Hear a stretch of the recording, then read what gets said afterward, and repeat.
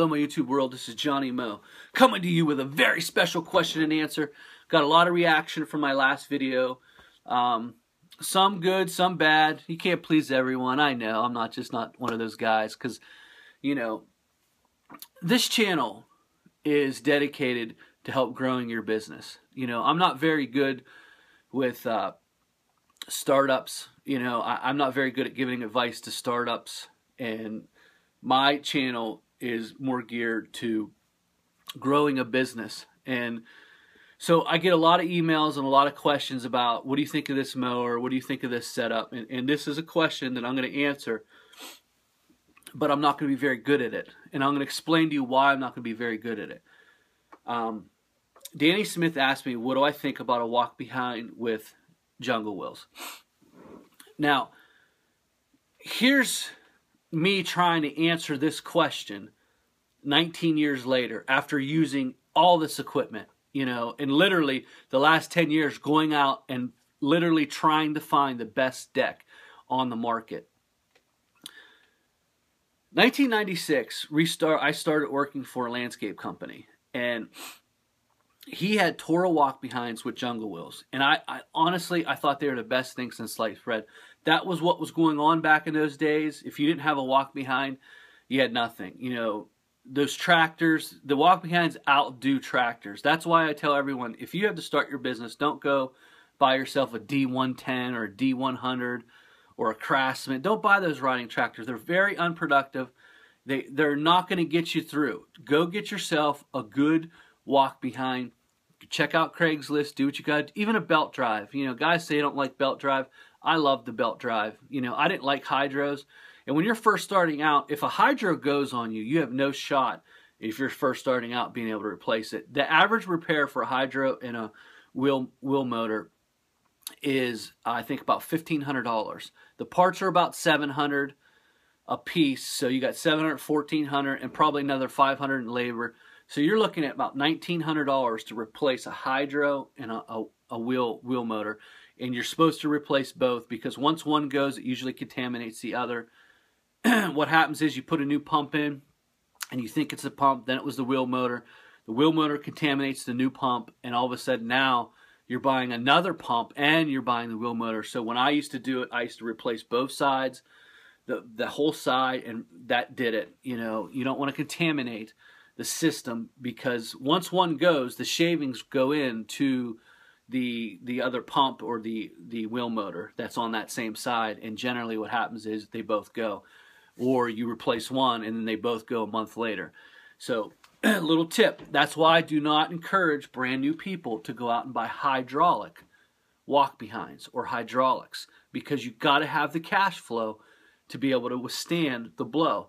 I prefer, when I first started out, was with a 36-inch walk behind. I had a transmission. I had an extra transmission. They cost about $300.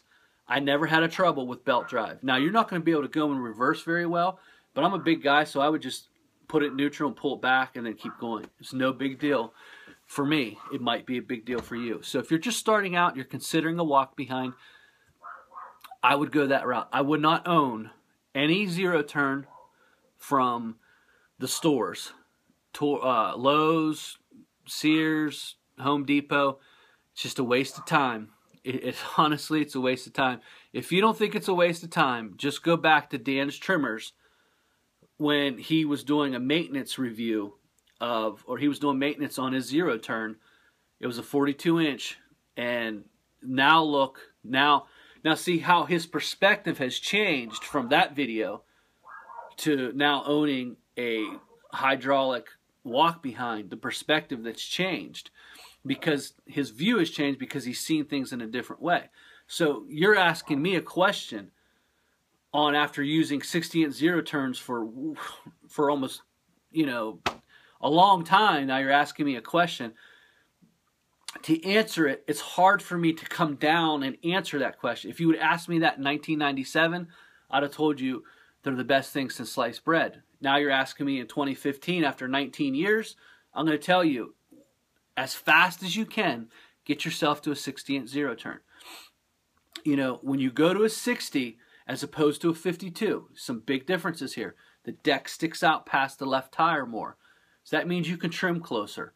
I can get right up to a mailbox, and the power of the deck will actually suck the grass in and chew it up, eliminating some of the weed whacking, not all the weed whacking, because it's just not going to be that close. There's nothing that's going to get all four sides that close. I can go around a mailbox, the deck sticks out far enough and go in. I can go around and under trees. I duck my head. If you're doing a standard, what you have to do is go in, come out, go in, come out, go in, come out. And, you know, that's very hard to do with a belt drive, but it's not if you have a hydro. So what happened was in 1996, I worked on the crew. 1997, we got a X-Mark came out. It was the first zero turn to come out. It was compact. The first zero turn, it really was not big and bulky, and it did a great job. So our company bought one. The company was probably the first in this area to have a zero turn. So I kept on using the walk behinds for a full another year. I never even rode the zero turn. I just didn't think it was. I thought, who cares? You can ride it. I wanted to do because I was used to this. I liked it. It was the best. What happened was, 1998, I had to use the zero turn because the foreman left and I had to take over part of that mowing. So we had a 4-day mowing list. I did two of those days. The other days I was running the fertilization part of it. So when I came out for the mowing, I ended up using the X-Mark. And what happened was it changed my whole perspective. This is the biggest deal. I knew the times that I was getting on my walk behind. But then when I hit the X-Mark, I realized, whoa, it's not even close. That's when I realized that zero turns were too productive. They cut better. It's easier to double cut because you can pull a pin out, raise it up a ½ inch, and then, you know, stick the pin back in that quick, and now you're double cutting just clippings. You're not trying to recut grass. So, excuse me, it just worked out a lot better. And from then on, it's been all zero turns. Now, to answer the question, would I? And you're like, oh, Johnny, you know, there's other channels that say, listen, I'm not concerned about every other channel. I'm concerned about my channel. So if I give a different view of equipment than someone else, I don't care. I'm secure enough to say, hey, you know what? They've got their opinion. I've got mine. That's what makes YouTube great. It's not the fact that I'm always right and they're always wrong.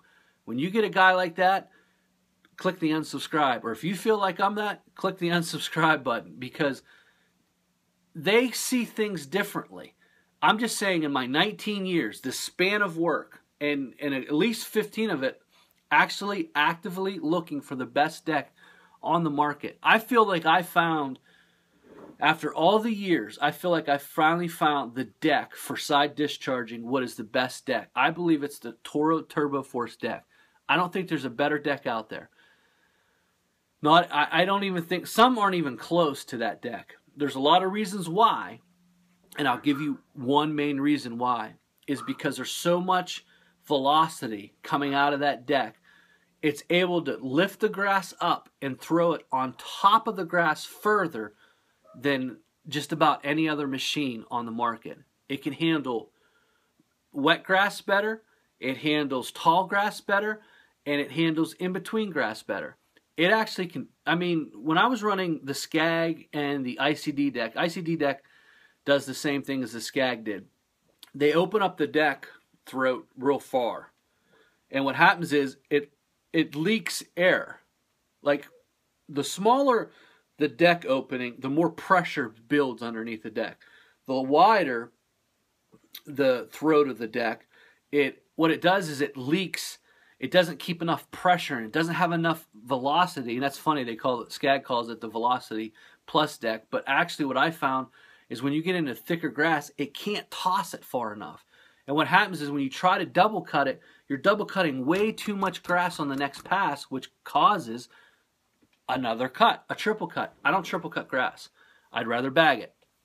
If you're going to triple cut grass, you're better off bagging it.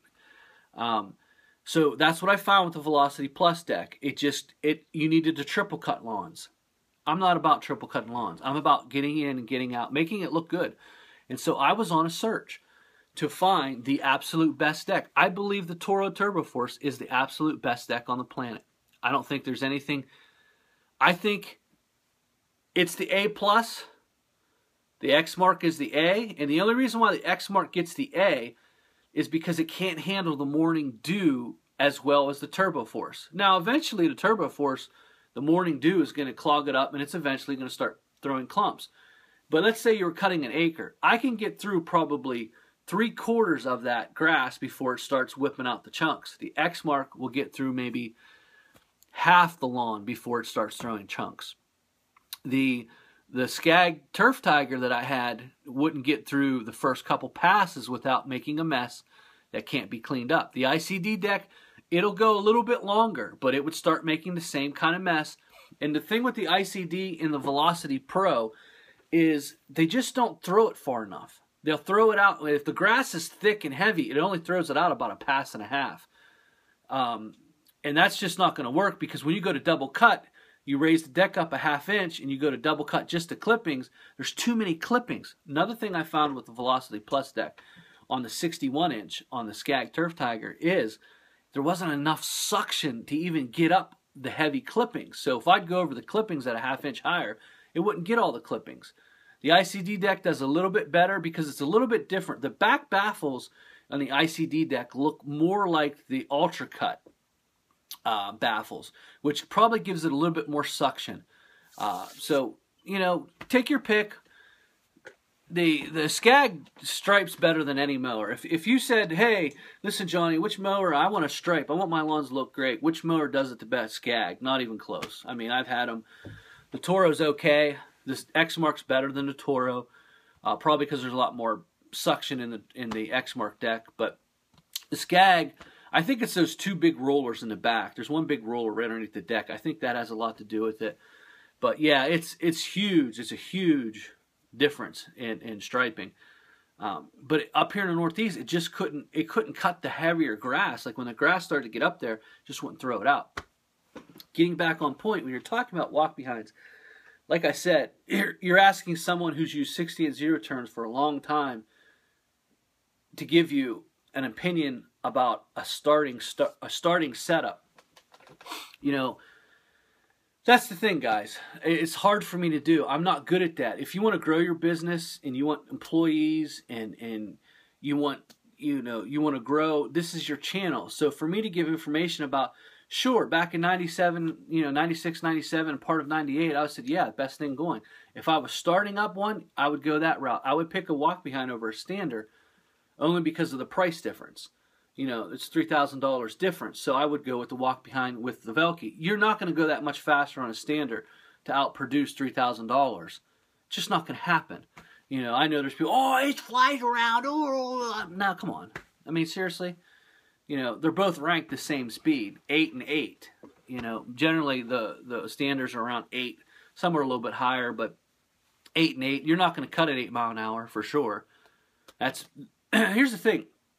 When you get something that's ranked at 8 and you try to push it all the way to its max, unless it's very dry out, you're not going to get that kind of good quality cut out of it. So you're going to have to back it off to 5 or 6, even sometimes 4. So you're cutting around the same miles per hour anyway. You know, mowers are all about decks. The pumps, the wheel motors, the engine, that's all the same basically. So, you know, to answer your question, Danny, I do like walk behinds sorry, I lost track. Jungle wheels. I don't like the sulky. I don't like the single wheel. I like the jungle wheels. And so I do like them as beginning setups. 48 inches with the jungle wheels is a perfect setup. But I would market my business around sitting on a 0 turn. So first of all, you get more energy. You can make more money. You can get done things faster. So that's my opinion about walk behinds. I do like them. I did own them. I've used them for many years, so I'm very schooled in it. I would choose belt drive over hydro. Only reason is because of the cost factor. If a hydro ever goes out on you, you're going to have some issues. You know, you're going to have some serious issues trying to fix that. That part, the hydro, the wheel motor, and the labor, it's super expensive. So you got to think of those things, because when you might pick up a used walk behind on Craigslist and then get it, blow the hydro out, and now you're in trouble. So that's my opinion. Hope that helps. Great stuff today, baby. Come back tomorrow with something new.